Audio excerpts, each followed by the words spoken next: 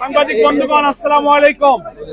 আমরা কিছুক্ষণ পূর্বে মার্কিন যুক্তরাষ্ট্রের সহকারী পররাষ্ট্রমন্ত্রীর সঙ্গে শুভেচ্ছা এবং মত বিনিময় হলো। আমাদের সম্মানিত আমিনুল জামাত ডক্টর শফিকুর রহমানের সঙ্গে মত বিনিময় হয়েছে।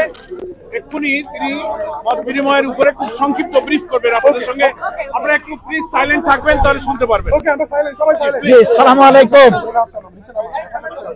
আপনারা ইতিমধ্যেই জেনেছেন মিডিয়ার মাধ্যমে এবং এখানে এসেও জেনেছেন যে আমেরিকার দুইজন ডেপুটি অ্যাসিস্ট্যান্ট ফরেন সেক্রেটারি আজকে আমাদের দেশ ভিজিট করছেন।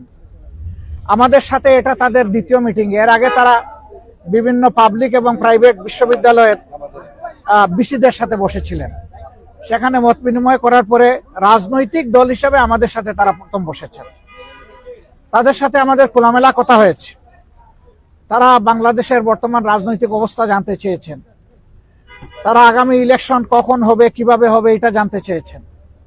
তারা জানতে চেয়েছেন যে সবগুলা দল রিফর্ম চাচ্ছে, সেই রিফর্মটা কি হতে পারে, আমরা কি চাচ্ছি,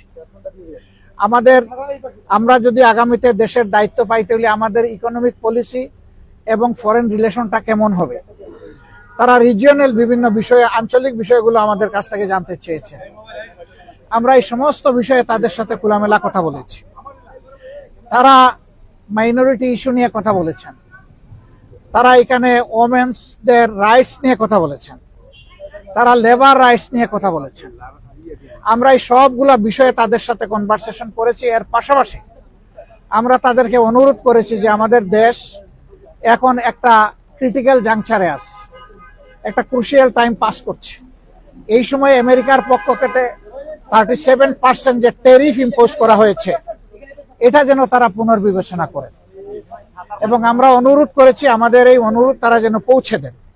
আমরা জানি ইতিমধ্যে আমাদের সরকারের পক্ষ থেকে একই অনুরোধ ফরমাল চিঠির মাধ্যমে জানানো হয়েছে। আমরা আশা করি যে তারা এইটুকু উপলব্ধি করে আমাদেরকে সহযোগিতা করবেন। এবং আমরা কমিটমেন্ট বলেছি যে অলরেডি আমরা ডেমোক্রেটিক নর্মসের উপরে কমিটমেন্ট। আমরা আমাদের দলের ভিতরে গণতন্ত্র চর্চা করি এবং আমরা একই গণতন্ত্রের চর্চা করতে চাই। এর জন্য আমাদের যা করণীয় তাই আমরা করব। উদাহরণস্বরূপ আমরা বলেছি যে প্রত্যেকটা ক্রেডিবল ইলেকশনে আমরা অংশগ্রহণ করেছি, কম হোক বেশি হোক সংসদের ভিতরে আমাদের সংসদ সদস্য ছিলেন।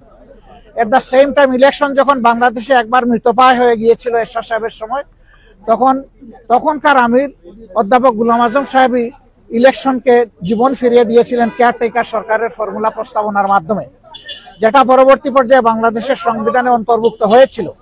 কিন্তু দুঃখজনকভাবে আওয়ামী লীগ এসে দলীয় স্বার্থে এটাকে সংবিধান থেকে নির্বাসনে পাঠিয়ে দিয়েছিল। এখন আবার সারা জাতি এটি চাচ্ছে এবং আশা করি আমরা এটা আবার পুনঃপ্রতিষ্ঠিত হবে। আমরা আগামী নির্বাচনটা পেয়ার ভিত্তিতে করতে চাই, যেটা ইতিমধ্যেই আমরা বলেছি। আপনারা জানেন কেন চাই, সেটাও আমরা বলেছি, আপনারা জানেন, নতুন করে বলার দরকার নেই। তারা শুধু এতটুকু জানতে চেয়েছেন যে আমরা কখন এই নির্বাচনটা অনুষ্ঠান দেখতে চাচ্ছি। আমরা বলছি যে সরকারের প্রধান উপদেষ্টা বলেছেন যে তিনি এই বছরের ডিসেম্বর অথবা আগামী বছরের জুনের মধ্যে ইলেকশন দেবেন। আমরা তার কমিটমেন্টে তিনি ঠিক আছেন এটা দেখতে চাই। আর আমাদের ভিউ হচ্ছে যে এটা রমজানের আগেই শেষ হয়ে যাওয়া দরকার। ওই জুন পর্যন্ত অপেক্ষা করলে তখন বর্ষা, ঝড় ঝাপটা, বিভিন্ন ধরনের প্রাকৃতিক দুর্যোগ আসবে, তখন আবার ইলেকশনটা অনিশ্চিত হয়ে যাওয়ার আশঙ্কা দেখা দিবে। আমরা এই জন্য চাচ্ছি ওই আশঙ্কার আগেই, রমজানের আগে যাতে এটা হয়ে যায়, সেটা আমাদের মত। আমরা বলেছি যে এরকম